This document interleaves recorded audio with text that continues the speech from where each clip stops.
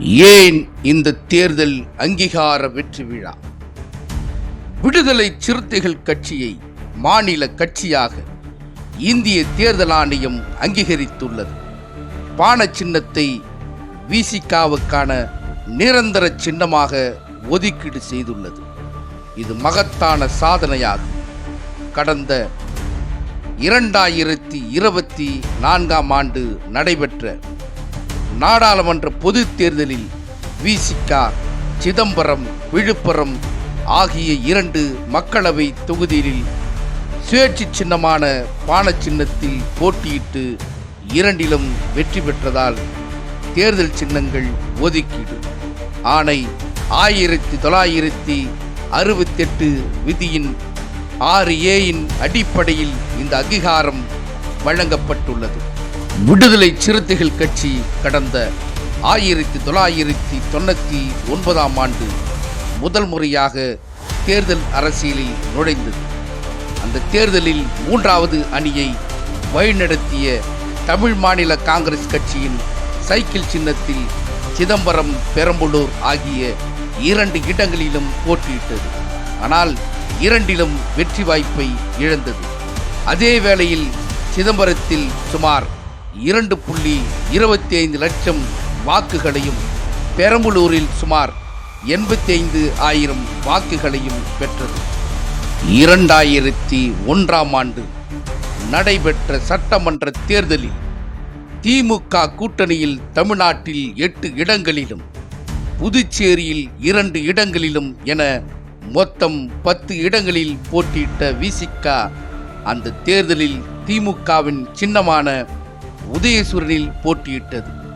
அந்த தேர்தலில் தலைவர் எழுச்சி தமிழர் மட்டும் வெற்றி பெற்றார். அதன் மூலம் விசிகா தனது முதல் தேர்தல் வெற்றியை ஈட்டி சட்டமன்றத்தில் அடியெடுத்து வைத்தது. 2004ஆம் ஆண்டு நாடாளுமன்ற தேர்தலில் ஐக்கிய ஜனதாதளம் கட்சியோடு கூட்டணி அமைத்து அக்கட்சியின் அம்பு சின்னத்தில் 8 இடங்களில் போட்டியிட்டது. அனைத்திலும் வெற்றி வாய்ப்பை இழந்தது. 2006ஆம் ஆண்டு அதிமுக தலைமையிலான கூட்டணியில் தமிழ்நாட்டிலும் புதுச்சேரியிலும் 9 இடங்களில் போட்டியிட்டது. அந்த தேர்தல்தான் முதலாக சுயேட்சை சின்னமான மணி சின்னத்தில் போட்டியிட்டது. அவற்றில் காட்டுமன்னார் கோயில், மங்களூர் ஆகிய 2 தொகுதிகளில் வெற்றி பெற்றது. 2009ஆம் ஆண்டு நாடாளுமன்ற தேர்தலில் திமுக கூட்டணியில் சிதம்பரம், விழுப்புரம் தொகுதியில் சுயேட்சை சின்னமான நட்சத்திரம் சின்னத்தில் போட்டியிட்டது. அதில் 1 லட்சத்திற்கும் கூடுதலான வாக்குகள் வித்தியாசத்தில் சிதம்பரம் தொகுதியில் தலைவர் எழுச்சி தமிழர் வெற்றி பெற்றார். அதன் மூலம் விசிகா நாடாளுமன்றத்தில் தனது கணக்கை துவங்கியது. 2011ஆம் ஆண்டு சட்டமன்ற தேர்தலில் திமுக கூட்டணியில் சுயேட்சை சின்னமாக இரட்டை மெழுகுவர்த்தி சின்னத்தில் 10 இடங்களில் போட்டியிட்டது. 2014ஆம் ஆண்டு நடைபெற்ற நாடாளுமன்ற தேர்தலில் திமுக கூட்டணியில் சுயேட்சை சின்னமான மோந்திரம் சின்னத்தில் சிதம்பரம், திருவள்ளூர் தொகுதியில் போட்டியிட்டது. 2016ஆம் ஆண்டு சட்டமன்ற தேர்தலில் 3வது அணி அமைத்து 25 தொகுதிகளில் சுயேட்சை சின்னமான மோந்திரம் சின்னத்தில் போட்டியிட்டது.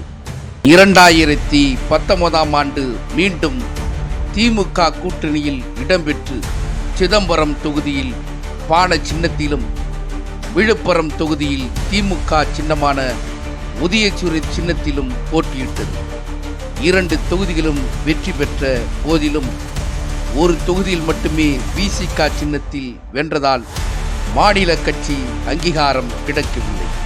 அடுத்து வந்த 2021 சட்டமன்ற தேர்தலில் திமுக கூட்டணியில் 6 இடங்களில் சுயேட்சை சின்னமான பான சின்னத்தில் போட்டியிட்டு 4 இடங்களில் வெற்றி பெற்றது. எனினும் அங்கீகாரம் கிடைக்கவில்லை. 2024ஆம் ஆண்டு நாடாளுமன்ற தேர்தலில் திமுக கூட்டணியில் சிதம்பரம், விழுப்புரம் ஆகிய 2 தொகுதிகளிலும் பான சின்னத்தில் போட்டியிட்டு வென்றதால் தேர்தல் ஆணையத்தால் மாநில கட்சி என்று அங்கீகரிக்கப்பட்டது.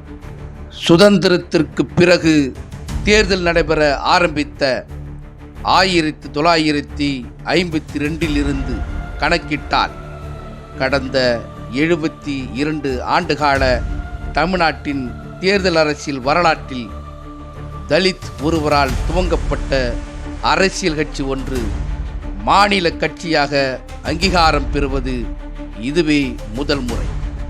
தேர்தல் அரசியல் களத்தில் 25 ஆண்டு காலமாக நடத்திய இடையூறாத போராட்டத்தால் இந்த சாதனையை தலைவர் எழுச்சி தமிழர் அவர்கள் நிகழ்த்தியுள்ளார்.